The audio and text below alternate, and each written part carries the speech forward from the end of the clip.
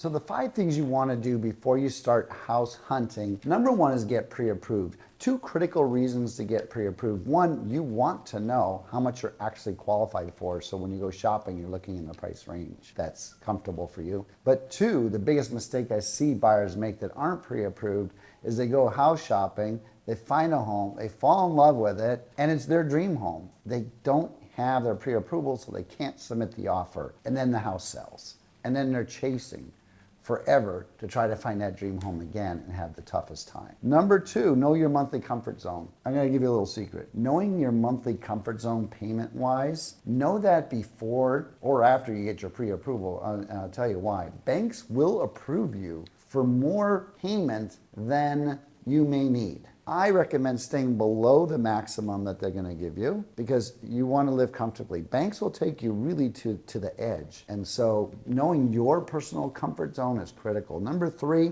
is identify your non-negotiables. There's always going to be your want list, and that list continues to grow, but it's hard to get everything you want when you're purchasing a home. But your non-negotiables, whatever they are, just be clear on what those are. Is it a yard? Is it a number of bedrooms? Is it certain square footage? Whatever it might be. Just be clear with that so you can communicate it to your realtor. We're gonna go to number 4. Start tracking neighborhoods. When you make an offer, do you know buyers actually know value almost better than sellers and sometimes better than real estate agents because they're tracking that neighborhood so closely. They see every home come to the market, every home that sells, every home that goes pending. So when you zone in on that neighborhood you want, you really become the most educated person when it comes to value. So it's going to put you in a power position when you go to negotiate. And number 5, choose your agent early. If you choose the right agent, they're going to be able to shortcut some things. They're going to be able to identify mistakes that other buyers make. And